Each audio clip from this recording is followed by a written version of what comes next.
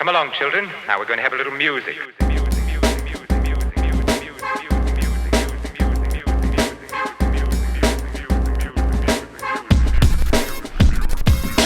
What's up, First Cut fans? It's your boy RB3, and that's right, I'm here for a new review of the Sony PlayStation video game adaptation. We're talking about Gran Turismo, and yo, let's just jump right into it. Because, you know, some racers, they get their adrenaline fix through go-karts, others buy overpriced Hellcats or Chargers. You know, millions upon millions partake in the, quote, most accurate racing simulator in the world when they're playing the video game Gran Turismo, the PlayStation exclusive for all the gamers out there. But what happens when you put simulation players behind the wheel? That's the central question at the heart of Gran Turismo, the new film starring David Harbour, Djimon Hounsou, Orlando Bloom, and Archie Madekwe. Based on true events, Gran Turismo tells the incredible real story of Jann Mardenborough, an aspiring driver who's mastered the PlayStation exclusive Gran Turismo racing simulator while practicing at home. After winning an online competition, Jann gets the opportunity to train with the Nissan GT Academy in hopes of becoming a professional racer, which is just, in and of itself, that premise in and of it is crazy alone, but that's really just the first act. So this film is an amalgamation of behind the scenes business, movies, and underdog sports drama to create a film that feels less like a video game movie and more like a human triumph. The star Archie Madekwe channels the nimbly courageous gamer inside of all of us. His character's unbridled confidence behind the wheel makes me feel like I could race a lap or two, honestly. And through Jann's grit and determination, you genuinely root for this young man all the way through and through, especially when things get heavy. Now, when things do get heavy, Madekwe demonstrates a level of sensitivity that gives it otherwise like melodramatic moments an extra level of authenticity. A couple of moments do fly pretty close to the sun when you talk about like showy, going too far. But sometimes the story just calls for an emotional catharsis, and you just got to be there for it. You can't ignore it. And Madekwe, and while in doing those scenes, Madekwe still maintains an appropriate amount of restraint, and but also a nice, fun atmosphere of whimsy and joy to just seeing his dreams come to fruition. It's really fun in the beginning, and then it gets deep. Jann is coached by Jack Slater, played by Stranger Things actor David Harbour. Slater's a retired American racer whose unabashed directness pushes Jann to his full potential. Now, many drivers have a hard time getting on board with that, which leads to like a hilarious training montage that shows the rigor that motorsports can put on one's body. David Harbour truly steals the show in this film with Jack's stern toughness and invigorating motivational speeches. By the end of it, his character simultaneously discourages you from ever stepping foot in a race car while also encouraging you to never give up. It's really dope.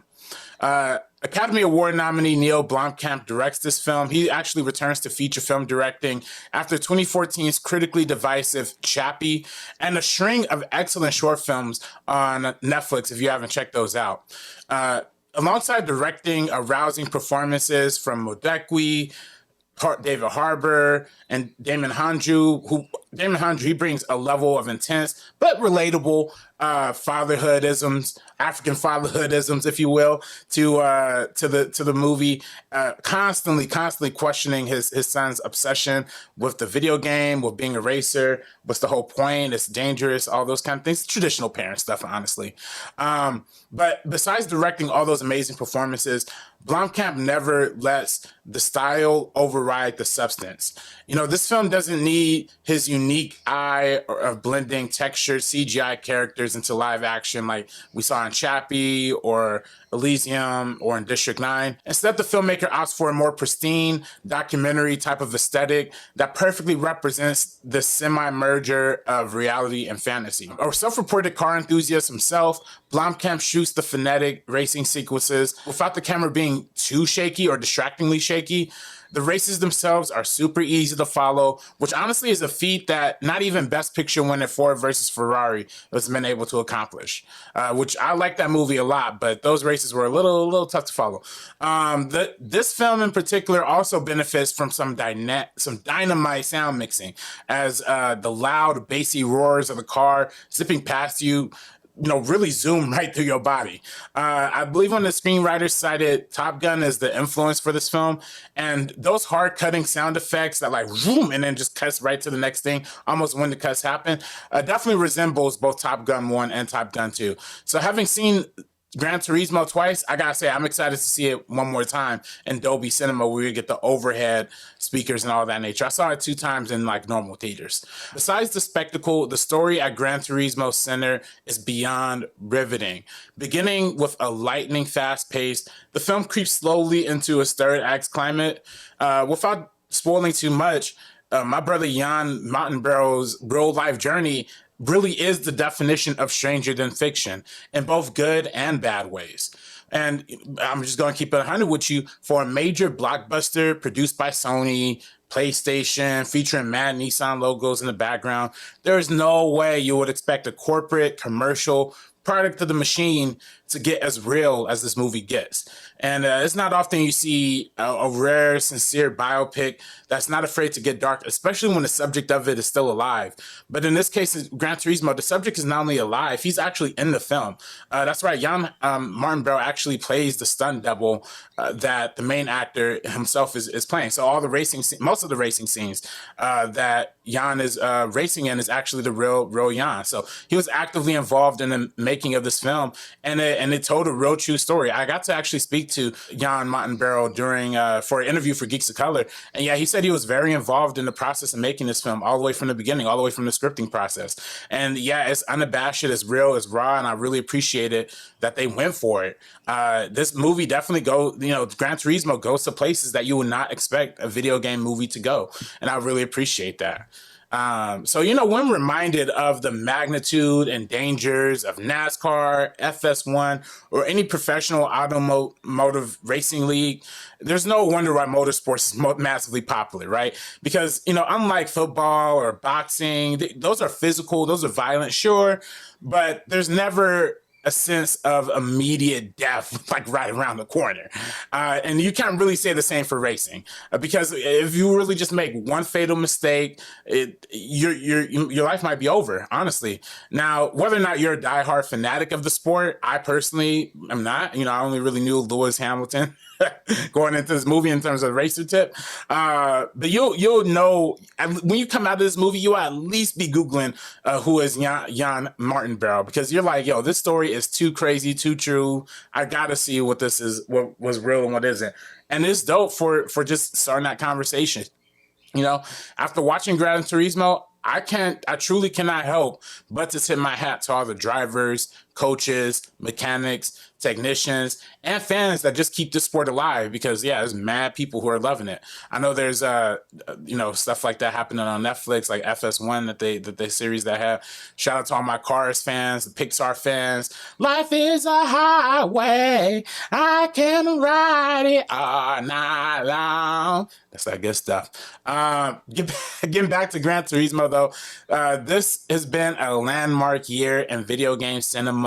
Just in January, we had the depressingly dystopian zombie landscape of The Last of Us on HBO. And then in April, families took a trip to Mushroom Kingdom for the Super Mario Brothers movie. And now I personally say you could add Gran Turismo to the incredible list of video game adaptations this year. We've seen so many video game adaptations go wrong. I'm glad we're starting to see these go right. I'm glad we're starting to see, we saw a racing video game adaptation before, Need for Speed. You remember that with Aaron Paul? Look how that went. But no, this is much better than that. This is much more elevated than that. It's dope. It's fun.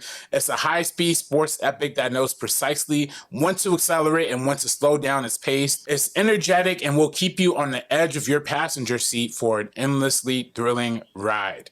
Let me know down below if you're excited to see Gran Turismo. I personally consider it one of the better films so far this year. I probably wouldn't put it on my top 10 or anything, but it was really good. I mean, if it was a slow year, you know, if it was like 2020 or something, for sure.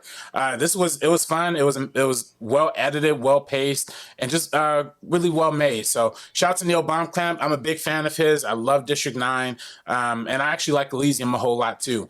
And I know Chappie has his defenders. I'm not one of them, but I could see the value in that film as well. And yeah, I'm excited to see what's next for this South African director. I'm excited to see what's next for, Archie Madekwe. I know he's had some small parts here and there, but this is a major movie star kind of moment, so I'm excited to see that. And shout out David Harbour too. He could do no wrong.